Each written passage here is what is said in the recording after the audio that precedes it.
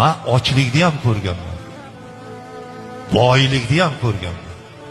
Bu ham 100 ming moli bor edi Nur Muhammad hojining. Sovet hukumati degan kelganda bosib olib qo'ygan.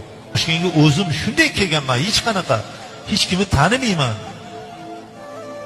Kelib 1 yil umuman och yurganman.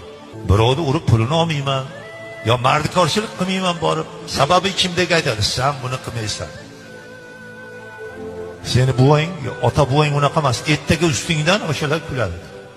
Shu filarmoniyaga bordim, o'shadan sekin shu 5 yilda ichida meni tanidi dunyo undan keyin. Sababi men uxlamasdan faqat ashula aytardim. Chidar edim o'sha, ochlikka chidab o'tirardim.